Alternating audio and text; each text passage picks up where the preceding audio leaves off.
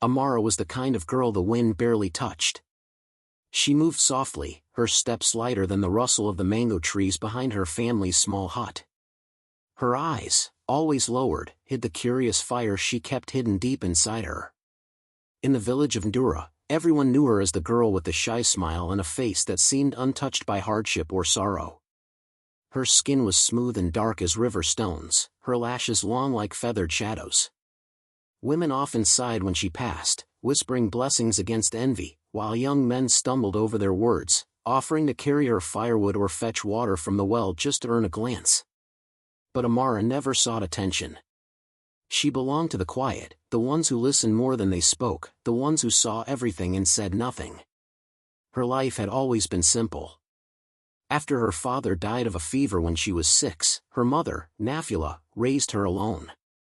Nafula was a proud woman, strong like the roots of the baobab tree, yet there was always a tiredness behind her eyes.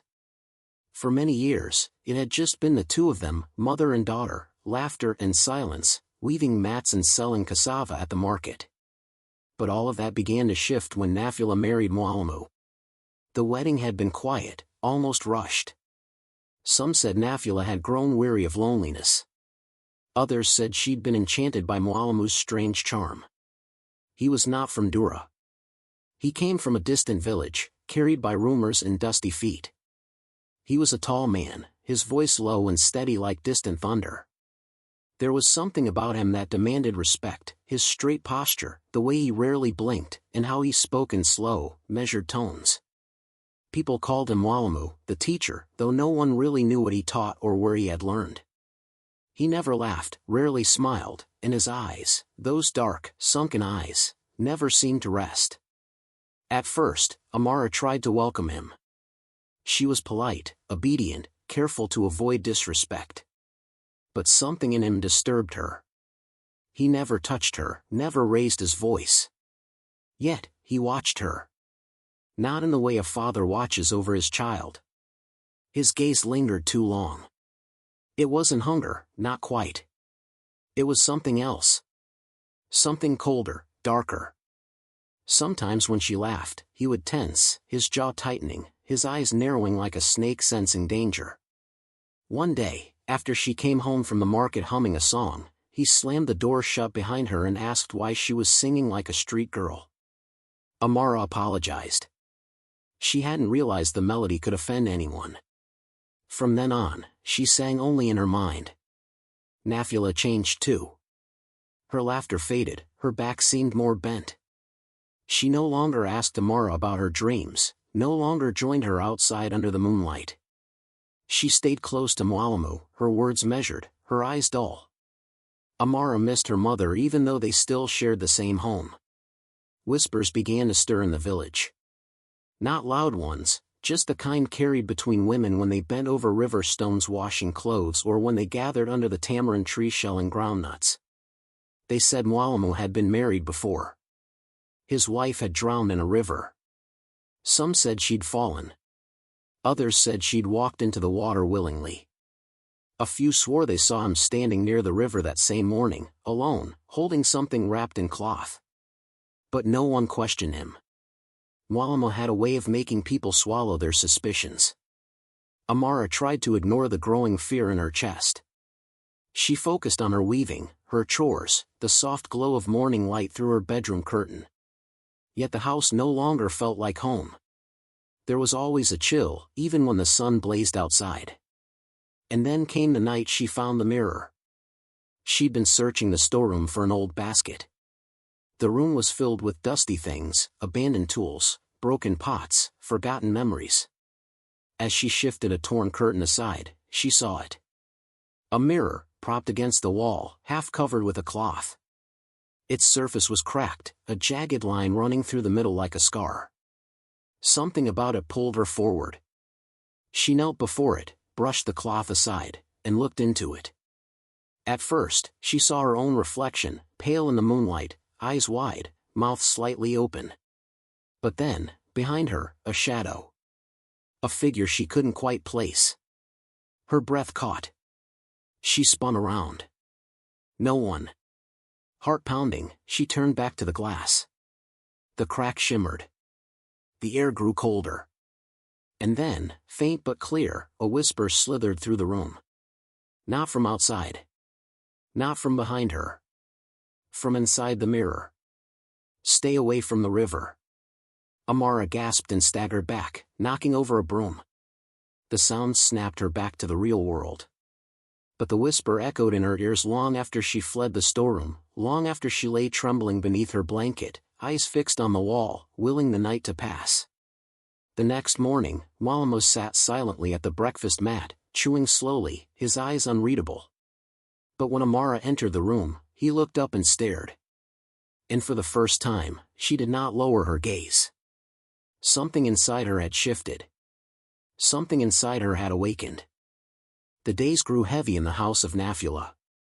The quiet that once wrapped around Amara like a soft shawl now hung over her shoulders like a curse. Malamu had changed. Or maybe, she thought, he had simply revealed what he had always been. His gaze no longer just lingered, it bore into her like the sun at its harshest, scorching and unforgiving. His voice, which had once held a cold calmness, now cracked with venom whenever he spoke her name.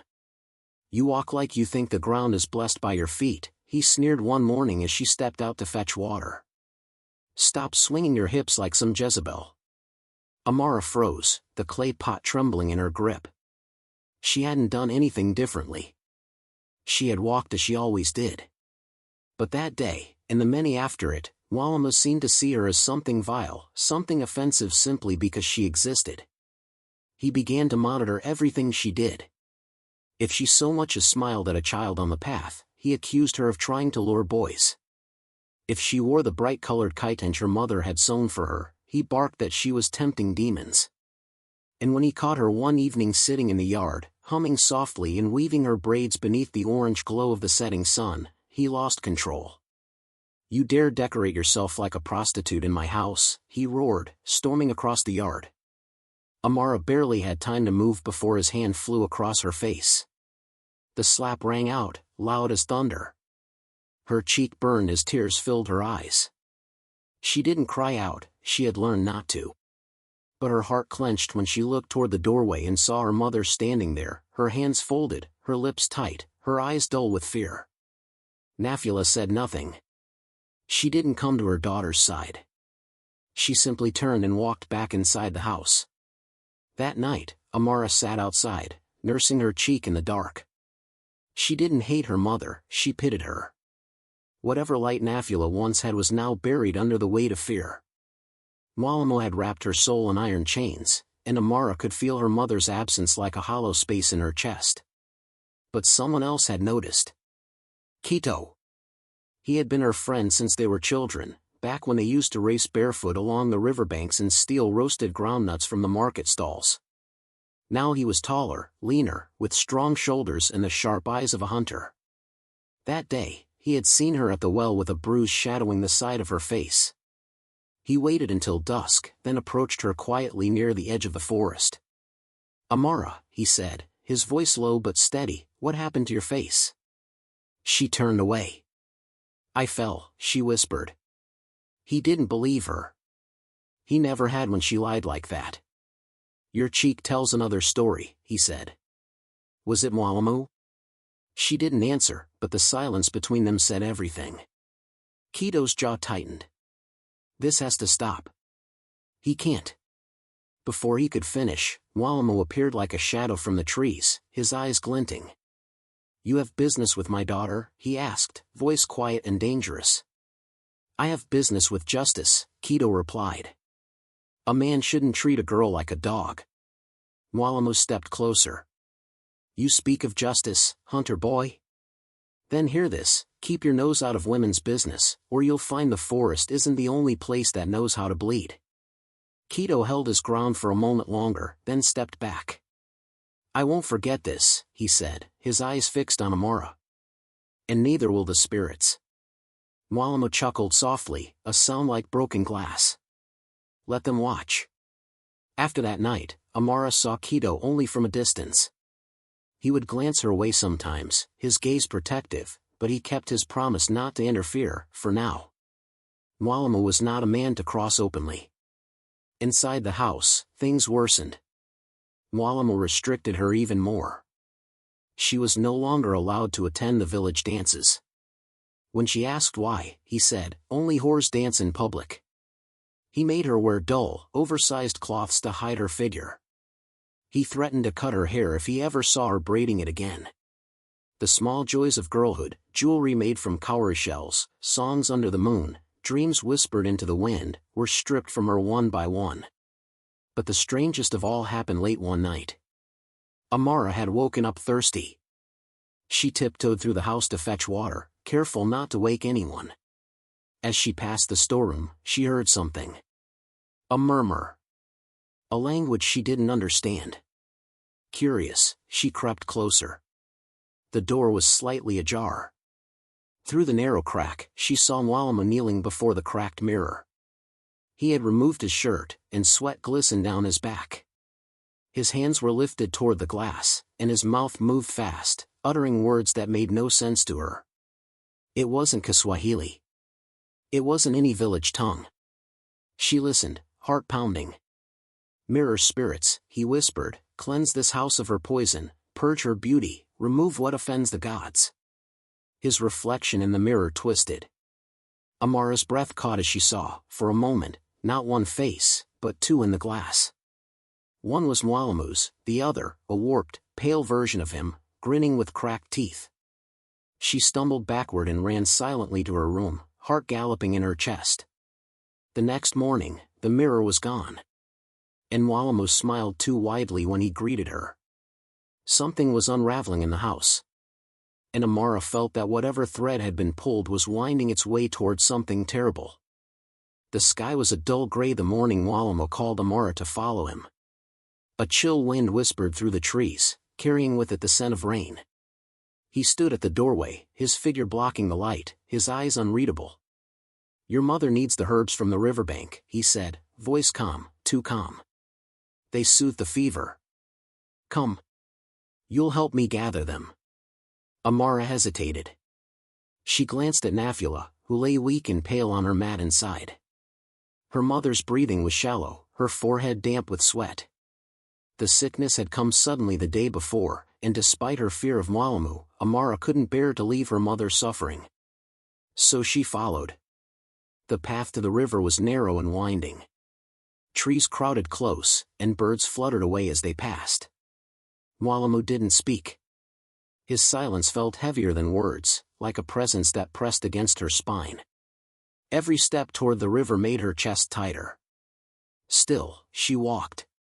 When they reached the riverbank, Wamo stopped. The river flowed slowly, swollen from last week's rains. The rocks that lined the shore were slick and moss-covered, jagged in places like teeth. The spot was far from the usual herb-picking places, farther from the village than necessary. Amara turned to ask where the herbs were. But when she looked at him, something in his face had changed. His calm had cracked.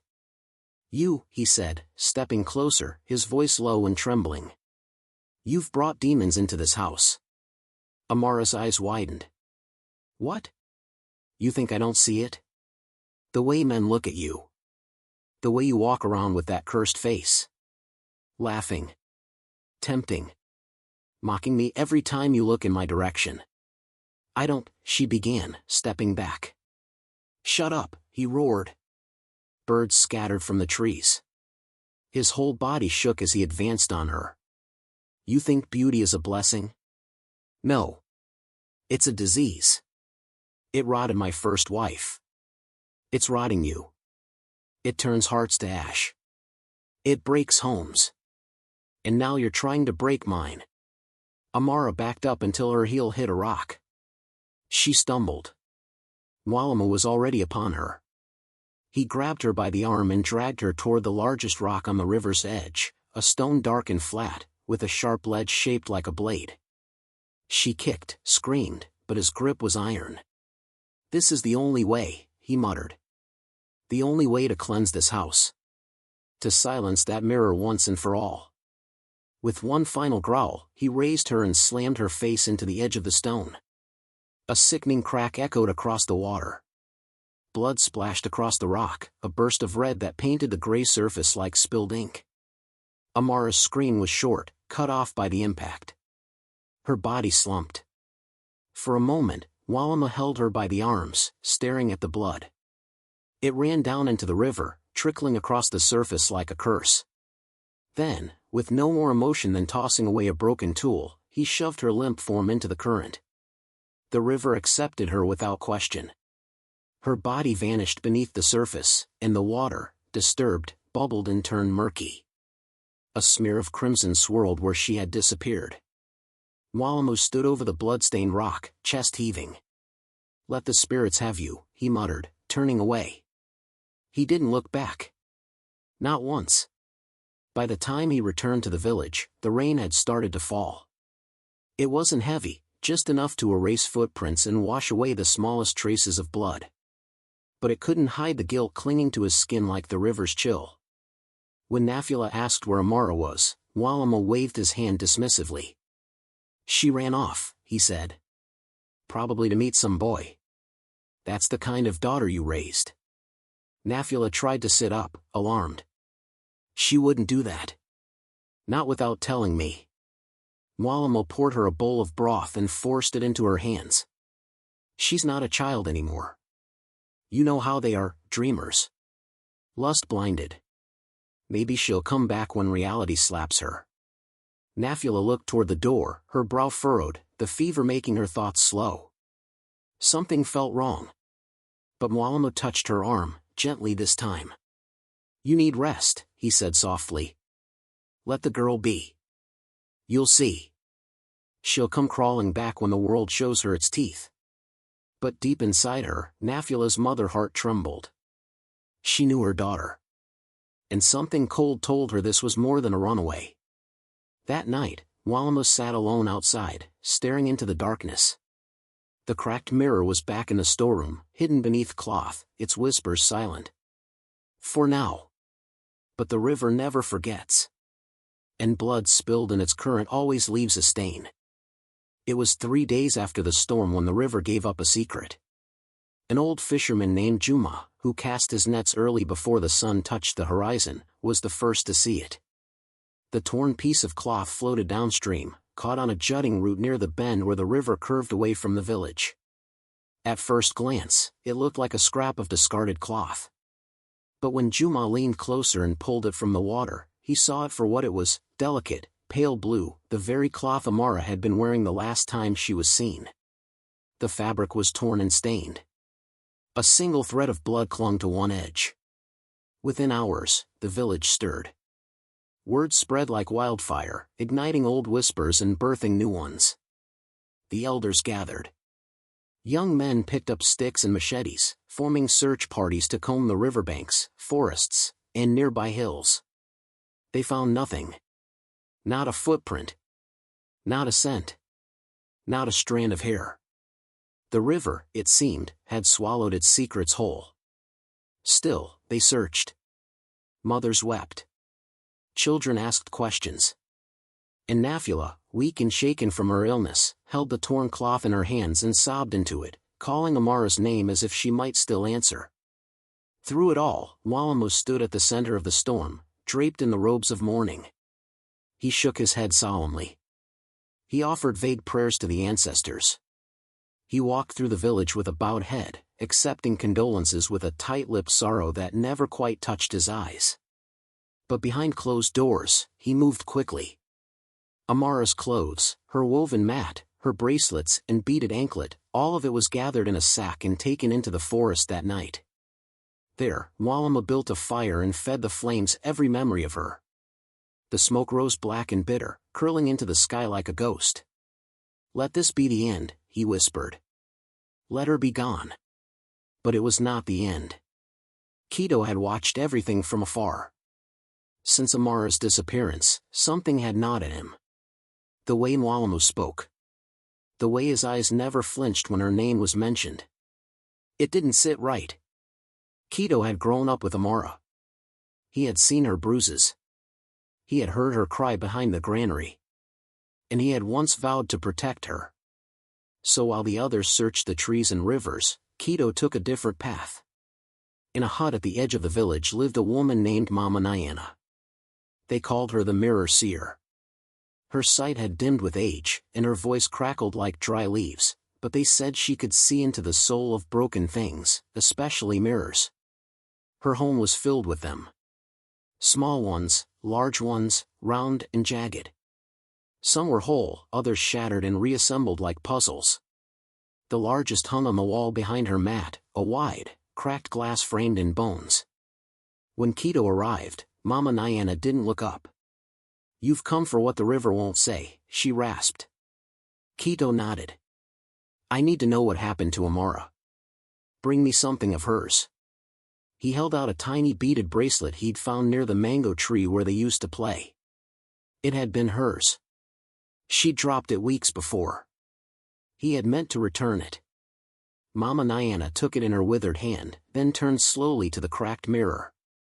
She began to hum, soft and low, a sound that wrapped itself around the silence of the hut like a shawl. Her fingers brushed the mirror's edge, then paused. The glass shimmered. Cracks glowed faintly. Her breath hitched.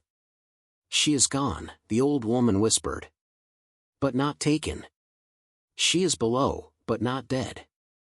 She floats between silence and scream.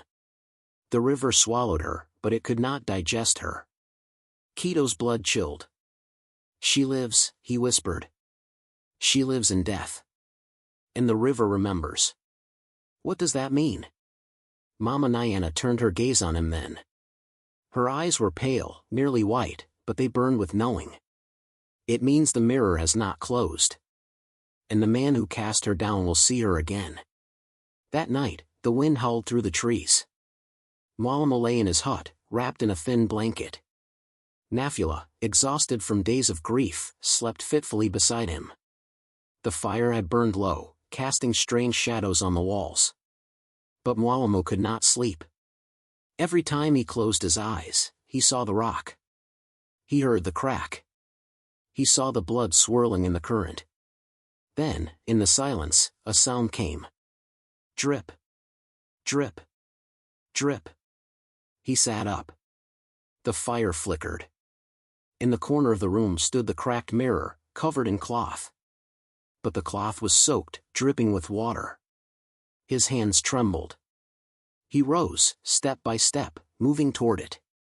He pulled away the cloth. And there she was. Amara. Her face was pale and waterlogged. Blood trickled from her forehead.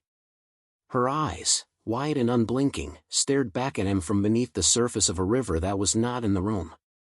Her hair floated like seaweed. Her lips did not move, but her eyes screamed. Malamu stumbled backward, gasping. He blinked. The mirror was just glass again. But he knew. The river had remembered. And the mirror had spoken. It began with a hum. Low, constant, almost like the vibration of distant thunder rolling across the plains. Malamu awoke before dawn, beads of sweat already glistening on his forehead though the air was cool. At first, he thought it was the wind again, whispering against the clay walls.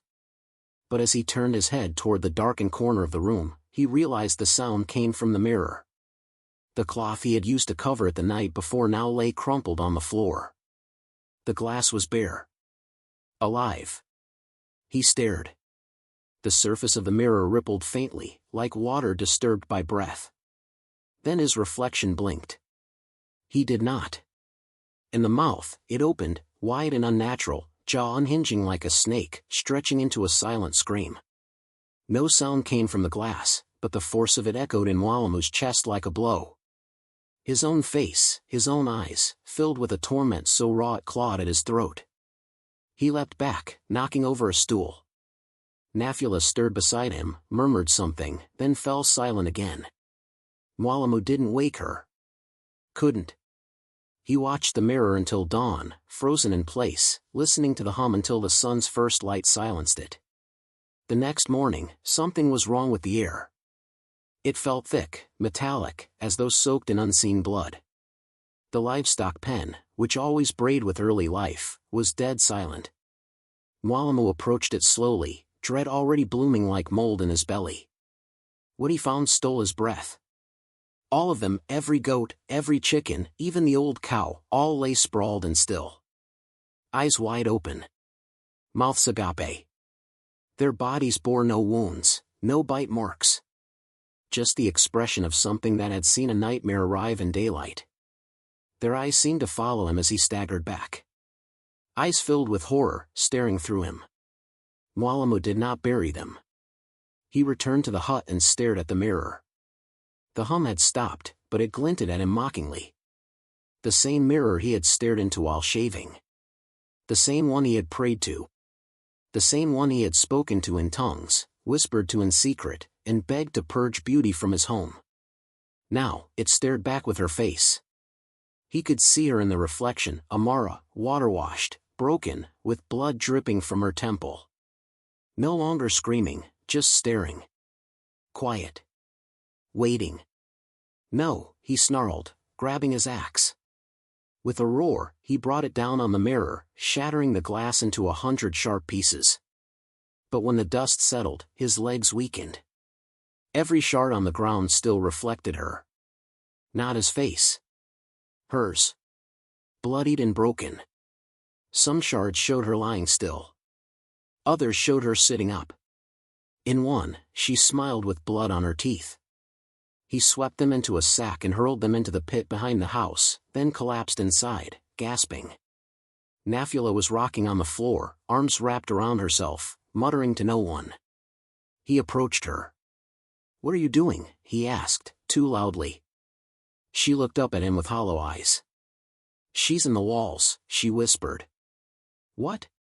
"She speaks to me. In the night. Her voice comes from the mud bricks. She calls my name like she used to. Mama, Mama," Nafula's hands trembled. "Why didn't I protect her? Why didn't I see? There is no one there." Malamu snapped. But even as he shouted, something thudded softly behind the wall. A small sound. A knock. He turned to look. Silence. "Did you hear that?" Nafula whispered. "She's still here." That night, the walls whispered. The floorboards creaked with steps that no one made. A cold breeze passed through the home though the windows were sealed. In the mirror, those smashed, buried, and gone, still stared at him in his dreams. Still screamed. Desperate, he sought out Father Yusufu, the village priest, a man he had once scorned for his modern ways. He waited until dusk, approached barefoot with ash smeared on his face in mock mourning. "Help me," Malamu said. The priest studied him quietly. "You look cursed. Something from the spirit world has followed me home." Father Yusufu did not ask for explanations. He led Malamu to the altar and sprinkled holy water on his forehead. Malamu shrieked. It burned like acid, searing into his flesh, branding him. The priest recoiled. "What have you done?" he asked. Malamu fell to the ground, clutching his face. "Something evil clings to you," the priest said. "Not a spirit of the forest, not one of our ancestors. Something else. Something drowned." "I didn't mean to," Malamu wept. "I just wanted her gone." The priest stepped back, fear dawning in his eyes. "I think it's too late for confession." That night, Malamu didn't return home. He slept in the church, but even there, the mirror found him. In his dreams, the mirror was whole again. And his reflection screamed. Kito's footsteps were silent on the riverbank, his eyes scanning the dark water that reflected the pale light of the moon like a restless spirit's gaze. Every time he returned to this place, the weight of the unsolved mystery gnawed at him. Amara was not gone, he was sure of it. The river had taken her, but something about the way the water moved, the way the shadows danced, told him she remained tied to its depths, held captive by forces beyond the living world. He clutched the torn piece of Amara's dress he had found last week, faded, soaked, but stubbornly intact. It was a small thread pulling him closer to the truth. The villagers whispered of mirror spirits, ancient guardians born from broken glass and old magic. These spirits, they said, were keepers of justice, bound to avenge the wrongs reflected in shards of mirrors shattered by lies and blood. By day, Keto hunted animals and gathered herbs, but by night, he returned to the river, waiting, watching for signs. He had learned from the old seer, whom he visited in a hidden hut cloaked by wild vines and whispered prayers, that the truth lived in reflections, and sometimes, justice wore a face carved from broken glass. One moonless night, as Keto crouched beside the river, the surface broke with a sudden splash. His breath caught in his throat. From the black water emerged a figure, thin, glistening like the wet stones beneath her feet, with skin pale and shimmering as if the river itself had sculpted her. The figure's face was scarred, a jagged map of pain and fury, her eyes glowing faintly with a haunting blue light that caught through the darkness. It was Amara. She said nothing, only stared at Keto with an intensity that silenced the night birds. Her lips parted, but no words came. Instead, she turned slowly, motioning toward the fig tree that stood sentinel over the riverbank like a watchful guardian. Keto followed, heart pounding, his bare feet sinking into the moist earth. Beneath the ancient fig tree lay a large, ornate mirror, half buried in moss and roots. Its silver frame was decorated with carvings of serpents and eyes, symbols of protection and vengeance. The mirror's surface was cracked and clouded, but as Keto approached, it shimmered and cleared, revealing not his own reflection, but a flickering image of Malamu, face twisted in rage and fear. The old seer's words echoed in his mind, to save her soul, one must face the true face of the killer. Keto reached out and touched the mirror's cold surface, feeling an electric shock travel up his arm. The reflection shifted, and the river's voice whispered around him, an ancient warning carried on the wind. This path will demand more than courage, the seer had said, for only by confronting the darkness within the man who shattered her can the girl's spirit find peace. Determined, Keto clenched his fists. The river's secrets had chosen him, and he would follow them to the very edge of life and death if he had to. The night deepened, and the river's song grew louder, a lament for justice yet to be served. Malamu's days blurred into a nightmare without end. Every reflective surface he passed, whether a puddle, a polished cooking pot, or a shard of glass glinting in the sun, betrayed him. His own face stared back, but always with a terrible companion, Amara's shattered visage looming beside him, bleeding and broken, eyes accusing, mouth frozen in a silent scream. He tried to avoid mirrors, but they found him everywhere. The village well, where women drew water, the market stalls with shiny beads, even the river's surface itself reflected the horror he could not escape. No matter how fast he moved, no matter how deep into the forest or far from the village he ran, the images chased him relentlessly. Madness began to claw its way into his mind. His reflection no longer mirrored reality but twisted it, showing visions of his own destruction. The voice of the mirror, soft at first, then rising in desperate rage, echoed in his head. "I see you," it whispered. "You cannot hide."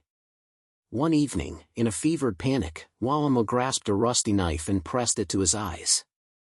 He tried to gouge out the reflections, to silence the screams locked inside the glass. Pain burned through his skull, but his trembling hands failed him. The eyes remained, wide, unblinking, and full of torment. "No," he screamed, collapsing to the floor, clutching his face. "Get out! Get out of me!" The night fell heavy and suffocating. From the village came a sound that chilled the bones of every listener, a piercing, gut-wrenching scream that shattered the silence and echoed through the hills. It was not the scream of a man, nor the wail of a woman, but something inhuman, raw, terrifying, a scream that tore through the air like a blade. The villagers, trembling and fearful, gathered at Malamu's compound with torches and murmurs of prayer. They found the door unlocked, swinging on creaking hinges. Inside, the house was cold and still, but the walls seemed to pulse with a terrible energy. In the corner of the room lay Malamu, curled into himself like a broken animal. His eyes bulged grotesquely, veins bursting, pupils dilated wide as if staring into some unseen abyss. His lips moved in frantic whispers, barely audible. "It screamed, it screamed, it screamed my name," he repeated over and over, voice cracked and raw. The mirror on the wall, once shattered and buried, now hung pristine and whole, as if untouched by time or violence. But when the villagers dared to look into it, they saw only darkness. No reflection, no face, just an endless void that swallowed the flickering torchlight. The air thickened with dread, and the old seer's warning echoed in the minds of those present. Some curses could not be broken, and some spirits would not rest until justice was done. Malamu's fate was sealed, not by the river, nor by human hands, but by the unyielding gaze of the mirror that screamed justice for Amara. The village never spoke of that night again, but the silence carried its own terrible weight, a reminder that some horrors linger long after the screams have faded. Keto's heart pounded as he followed the faint light weaving through the dense thicket by the riverbank. Guided by whispers carried on the night wind, he pushed through tangled vines and brambles until he reached a hidden cave concealed behind a curtain of hanging roots and moss. The air inside was cool and damp, filled with the faint scent of earth and water, a place untouched by time. There, sitting on a smooth stone, was Amara. Her face bore the harsh marks of her suffering, scars etched like ancient runes across her cheek and forehead, but her eyes shone with a quiet strength that no wound could extinguish. Despite the pain etched into her skin, her spirit was unbroken, whole in a way that transcended flesh and blood. She spoke softly, her voice carrying a strange calm. "I have lived between worlds, Keto. The mirror spirits saved me from death's grip, placing me in the river's embrace, not to drown, but to wait." "The mirror spirits?" Keto echoed, his gaze searching hers. "They are guardians of justice," she said. "They held me in liminal space, between life and death, to see that the wrong done to me would not go unanswered. But my purpose is not vengeance. I have returned to reclaim my life, to walk free from the shadows cast by my stepfather's cruelty." Keto helped her to her feet, feeling the resolve radiate from her like a fire that could neither be dimmed nor destroyed. Together, they made their way back to the village, where whispers of Malamu's disappearance filled the air. Some said he had drowned in the river, trapped forever in the reflection of his own evil. Others believed the mirror had claimed him, pulling him into the darkness from which he could never escape. The villagers, burdened by guilt and shame for their silence and complicity, came forward to beg Amara's forgiveness. Their eyes no longer held fear but reverence for the girl who had faced death and returned, a living testament to courage and justice. Amara did not respond with anger or bitterness. Instead, she accepted their pleas and embraced her new role as the keeper of the sacred mirror, the powerful artifact that had saved her and revealed the truth hidden behind shattered glass. Her duty was clear, to ensure that no beauty would ever again be punished unjustly, that no pain would ever be silenced or ignored. Under her watchful eyes, the village changed. Stories of fear turned into legends of hope. The mirror's power became a symbol of balance, a reminder that every reflection held a story, and every injustice would find its reckoning. Amara's shy smile returned, but now it carried the weight of survival and the promise of a future where light could pierce even the darkest shadows. The river no longer whispered threats but sang a song of healing, carrying her story across the land, an eternal echo of the girl who walked from the river, scarred but unbowed, a guardian of truth and the sacred justice mirrored in broken glass.